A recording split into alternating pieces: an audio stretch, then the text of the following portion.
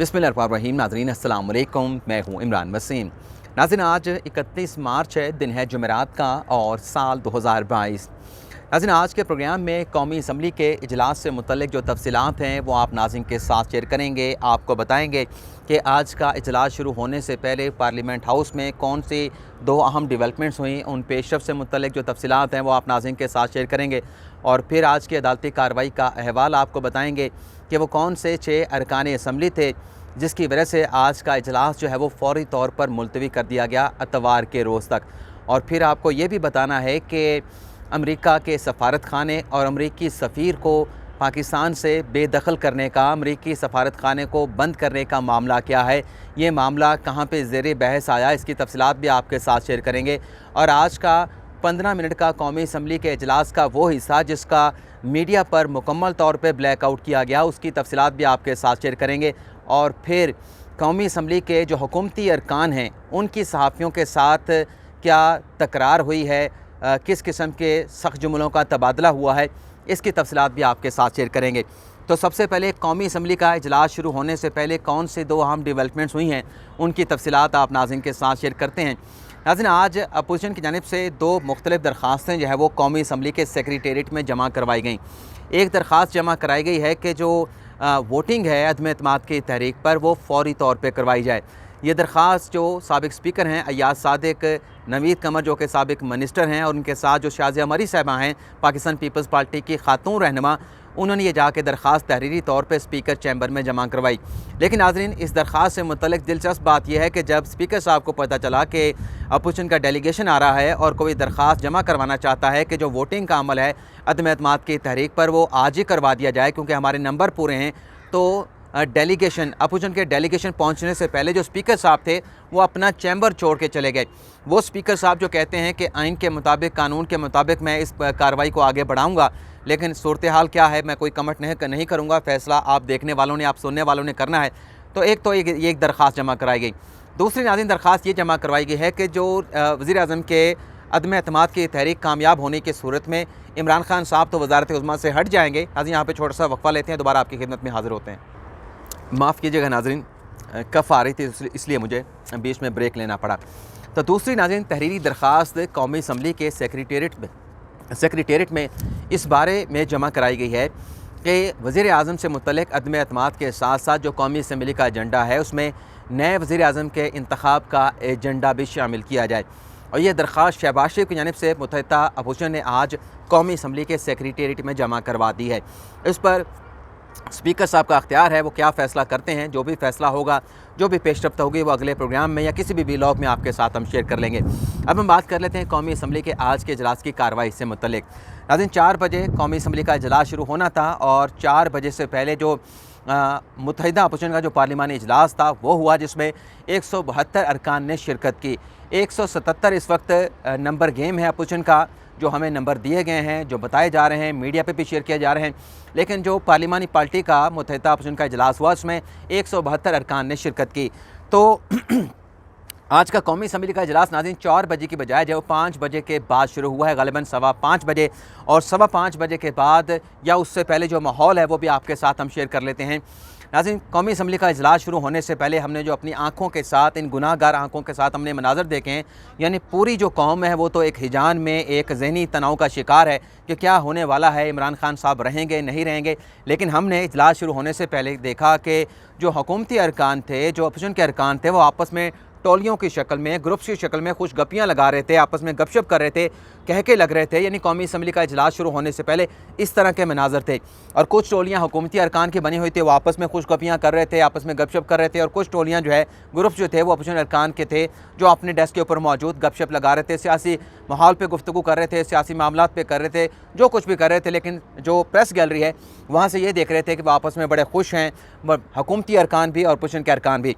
इसके बाद नाज़रीन जब कौमी असम्बली का इजलास शुरू होता है तो जो डिप्टी स्पीकर साहब हैं, वो जो अपोजिशन के अरकान असम्बली हैं जिनके सवालात आ चुके थे, वक्फा सवालात का बाकायदा आगाज़ करते हैं। तो उन्होंने 6 अपोजिशन के अरकान को सवाल करने का मौका दिया, क्योंकि वक्फा सवालात भी था आज। तो जो 6 अरकान को मौका दिया गया उनमें एक शाज़िया मरी साहिबा थी, बल्कि 7 अरकान को मौका दिया गया। एक अरकान का रुकन का नाम क्या था मैं नोट नहीं कर पाया, किसी से पूछा भी नहीं और किसी को पता भी नहीं था, मैंने एक आध से पूछा वैसे। तो शाजिया मरीज साहबा को सवाल करने का मौका दिया गया, मरियम औरंगज़ेब को मौका दिया गया, ताहिरा औरंगज़ेब जो कि उनकी वालदा हैं उन्हें सवाल करने का मौका दिया गया, फ़ख्र ज़मान को सवाल करने का मौका दिया गया, कादिर ख़ान पटेल को सवाल करने का मौका दिया गया, शेख रुहेल असगर को सवाल करने का मौका दिया गया। इन सातों अरकान ने डिप्टी स्पीकर के मौका देने पर सिर्फ यही सवाल किया कि हम अपना जो सवाल है हुकूमत की कारकर्दगी से मुतल्लिक वो सवाल नहीं कर रहे, बल्कि हमारा सवाल यह है कि डिप्टी स्पीकर साहब आज जवाब ये दें। हमारा सवाल ये है कि जो अदम एतमाद की तहरीक इमरान खान के खिलाफ जमा हो चुकी है उस पर आप वोटिंग कब करवाने वाले हैं, तारीख बताएं। बल्कि कुछ अरकान की जानिब से ये कहा गया कि ये जो मुख्तलिफ नौइयत का एजेंडा आपके सामने आ चुका है अदम एतमाद की तहरीक से मुतल्लिक, आप इसके ऊपर वोटिंग आज ही करवा दें, हमारे नंबर पूरे हैं, हमारे तमाम अरकान मौजूद हैं, तो आज ही आप वोटिंग करवा दें। तो जब बार बार सवाल देने का मौका दिया गया, क्योंकि एक रूल और प्रोसीजर के मुताबिक जब भी कौमी असम्बली का इजलास होता है तो एक वक्फा सवालात भी होता है। आप नाज़रीन अक्सर अपना जो प्रोग्राम होते हैं, जो न्यूज़ बुलेटिन होते हैं, उसमें आप सुनते रहते हैं कि वक्फा सवालात में ये सवालात किए गए और मिनिस्टर ने, मुतल्लिका वज़ीर ने उसका ये जवाब दिया। तो जब डिप्टी स्पीकर साहब ने देखा कि मैं जिसको भी सवाल करने का मौका दे रहा हूँ वो सवाल करने के बजाय मुझसे पूछ ही रहा है कि कौमी असम्बली में के इजलास में जो अदम एतमाद की तहरीक है उस पर वोटिंग कब करवाई जाएगी, तो ज़ाहिर सी बात है कि डिप्टी स्पीकर कासिम सूरी साहब के पास तो इसका कोई जवाब नहीं था। और इजलास की सदारत जो है वो आज असद कैसर साहब खुद नहीं कर रहे थे, उन्होंने कासिम सूरी साहब को भेजा हुआ था। तो उन्होंने ये कहते हुए ऐवान की जो कार्रवाई थी उसे पीर तक, अपना अतवार तक मुलतवी कर दिया कि लगता ये है कि जो अरकान असम्बली हैं वो सवाल नहीं करना चाहते, कोई सवाल पूछना नहीं चाहते। और उसके बाद तो फिर उन्होंने कहा कि जो एजेंडे की कार्रवाई है उससे तो आगे बढ़ाने का कोई मकसद ही नहीं, और जिस तरीके से सवाल देने का मौका दिया जा रहा है और आगे से अदम एतमाद की तहरीक से मुतल्लिक पूछा जा रहा है, तो कासिम सूरी साहब ने कहा कि ऐवान का माहौल ऐसा है कि जो कौमी असम्बली की कार्रवाई है उसे मज़ीद आगे नहीं बढ़ाया जा सकता। तो लिहाजा आज की जो कार्रवाई है उससे 3 अप्रैल जो है, अब 3 अप्रैल अतवार तक मुलतवी किया जाता है। इसके बाद नाज़रीन जो डिप्टी स्पीकर साहब थे उठ के अपनी नशिस्त से फौरी तौर पे अपने चैम्बर में चले गए, लेकिन जो हुकूमती अरकान कुछ थे वो भी अपनी नशिस्तों पर बैठे रहे। और जो अपोजिशन के तमाम अरकान थे, जो 173 आज मौजूद थे, 172 तो पार्लिमानी पार्टी में थे लेकिन ऐवान में 173 मौजूद थे, यानी उन्होंने अपनी जो स्ट्रेंथ है अपोजिशन है वो आज शो कर दिया कौमी असम्बली के इजलास में। तो अपोजिशन अरकान अपनी नशिस्तों पर बैठे रहे। जैसे स्पीकर साहब ये अनाउंसमेंट करके कि इजलास मुलतवी किया जा रहा है अपना अतवार के रोज़ तक, तो जो अपना अपोजिशन लीडर हैं शहबाज शरीफ साहब वो फौरी तौर पे स्पीकर डाइस पे जाते हैं, जो सेक्रेटरी हैं कौमी असम्बली के उनके साथ जाकर बात करते हैं। क्या बात की इसका तो हमें नहीं पता चला, लेकिन इसके बाद जब शहबाज शरीफ साहब हैं अपने नशिस्त पे आकर ठहर जाते हैं, तमाम अरकान को कहते हैं कि हमने किसी ने नहीं जाना, जो जा रहे होते हैं उन्हें रोक लिया जाता है और ये कहते हैं शहबाज शरीफ साहब कि हम बैठे हैं, और फिर इस पर डेस्क भी बजाए जाते हैं। जब शहबाज शरीफ कहते हैं कि हमारे नंबर पूरे हैं, हम बैठे हैं, गिनती करवाई जाए, आज ये अदम एतमाद की तहरीक का फैसला हो जाएगा, तो इसके बाद तमाम जो अरकान हैं अपनी नशिस्तों पर खड़े हो जाते हैं। फ़ोटोग्राफ बनाए जाते हैं, जो ऑफिशियल कैमरामैन हैं कौमी असम्बली के वो फ़ोटोग्राफ बना रहे होते हैं, और जो ख़वातीन हैं अपोजिशन की वो वीडियोस बना रही होती हैं। और मोहसिन दावड़ साहब को देखा गया कि जो 173 का फिगर है, 173 का फिगर उन्होंने अपने कैमरे की आंख में लेके वहाँ पे जाके मोहसिन दावड़ साहब ने जहाँ स्पीकर डाइस के पास जाकर वहाँ पे सेल्फी भी बनाई। कादिर बलोच साहब जिनका ताल्लुक पाकिस्तान पीपल्स पार्टी के साथ है, उन्होंने ऐवान में कहा, ऊंची आवाज़ में लाउडली उन्होंने कहा कि चीखते हुए कि हमारी अक्सरियत आज साबित हो गई है, हमारे पास नंबर गेम मेजॉरिटी मौजूद है और न्याजी जो है वो कौमी असम्बली को छोड़ के भाग चुका है। यानी अपोजिशन आज तासुर ये दे रही थी और उनका तासुर बज़ाहिर दुरुस्त भी लग रहा था कि हुकूमत जिसने ऐवान चलाना है, जिसने कौमी असम्बली की कार्रवाई को आगे बढ़ाना है, अदम एतमाद की तहरीक पर वोटिंग करवानी है, जो बार बार कहते रहे कि आज अदम एतमाद की तहरीक ले आएँ, फौरी तौर पर ले आएँ, अफवाहें फैलाई जा रही हैं, कब अदम एतमाद की तहरीक आएगी, हम फौरी तौर पर उस पर वोटिंग करवा देंगे। तो आज अपोजिशन ये तासुर दे रही थी कि हम तो ऐवान में अदम एतमाद की तहरीक ला चुके हैं, लेकिन हुकूमत जो है वो ऐवान छोड़ के भाग गई है, क्योंकि जिस तेज़ी के साथ, जिस उजरत के साथ डिप्टी स्पीकर साहब ने, कासिम सूरी साहब ने इजलास को मुलतवी किया। इससे पहले पीर के रोज़ जो इजलास हुआ था 24 थी या 28 तारीख को, उससे भी ये इंप्रेशन मिला था।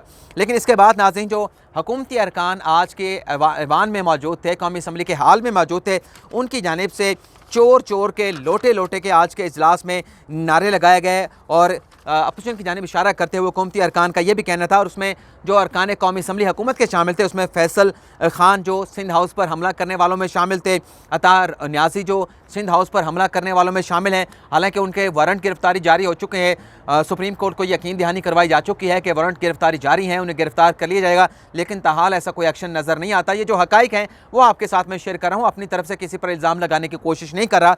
तो हुकूमती अरकान ये कहते रहे कि जो अपोजिशन की तरफ इशारा करते हुए कि ये पाकिस्तान के गद्दार हैं, अमेरिका का जो यार है वो गद्दार है, गद्दार है, लेकिन जो अपोजिशन के अरकान थे वो ये नारे लगा रहे थे, मुक या तेरा शो न्याजी, गो न्याजी, गो न्याजी।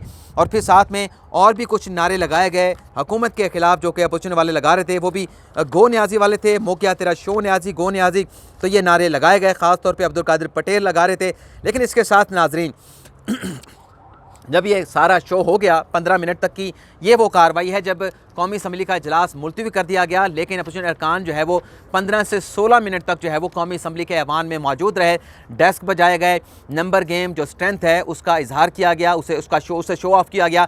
तो ये 15 मिनट की 16 मिनट की ऐसी कार्रवाई थी जिसका मीडिया पर मुकम्मल तौर पर ब्लैकआउट किया गया, क्योंकि कौमी असम्बली के इजलास की कार्रवाई ख़त्म होने के बाद जो PTV का ऑफिशियल मीडिया है जो पार्लियामेंट की कार्रवाई को दिखाता है, उसको क्लोज़ कर दिया गया, उसको ऑफ एयर कर दिया गया। तो ये कार्रवाई भी आपके साथ हमने शेयर की। तो इसके बाद नाज़रीन ये होता है कि जब शहबाज शरीफ साहब जो हैं जाके बिलावल भुट्टो के साथ और ज़रदारी के साथ मुशावरत करते हैं और तमाम अरकान को कहते हैं कि अब हमें ऐवान से जाना चाहिए, तो इसके बाद जो हुकूमती अरकान कमरा अदालत में प्रेस गैलरी के नीचे मौजूद थे, वो सहाफ़ियों के साथ उनकी तकरार, उनकी बहस का आगाज़ होता है। और हुकूमती अरकान ये कहते हैं कि अमेरिका का जो यार है गद्दार है। तो एक सहाफ़ी ने उनसे कहा कि आपके ख़िलाफ़ अमेरिका साजिश कर रहा है, तो यहाँ पर जो अमेरिकी सफ़ीर है, जो अमेरिकी सफारत खाना है, आप अमेरिकन सफारत खाने को क्यों बंद नहीं करते? आप अमेरिकी सफ़ीर को पाकिस्तान से, या डिप्टी जो उनका सफ़ीर है यहाँ पर जो नाज़िमुल अमूर है, आप उसे पाकिस्तान से बेदखल क्यों नहीं करते? अगर पाकिस्तान की रियासत के ख़िलाफ़, पाकिस्तान की मुंतखब हुकूमत के ख़िलाफ़ साजिश हो रही है, तो हुकूमत को यह फ़ौरी तौर पर स्टैंड लेना चाहिए, फ़ैसला करना चाहिए कि अमेरिकी सफारत खाना भी बंद किया जाए और उनके जो डिप्टी नाज़िमुल अमूर हैं, जो सफ़ीर हैं यहाँ पर, उनकी फ़ौरी तौर पर बेदखली के अहकाम जो है वो जारी किए जाएँ।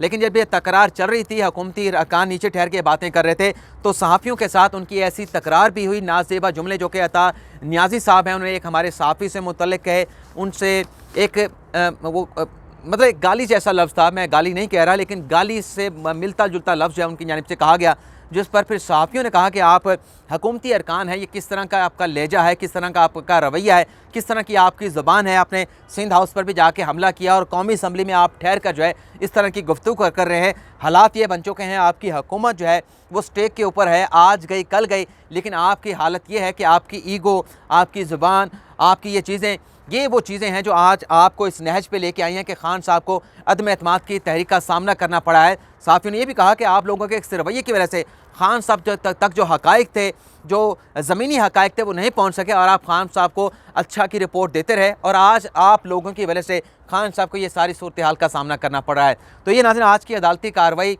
जिसकी तफसीलात हमने आपके साथ शेयर की हैं। आपसे इजाज़त चाहेंगे। अल्लाह ताला आपका हामी और नासिर और दुआओं में याद रखिएगा। अल्लाह हाफ़िज़।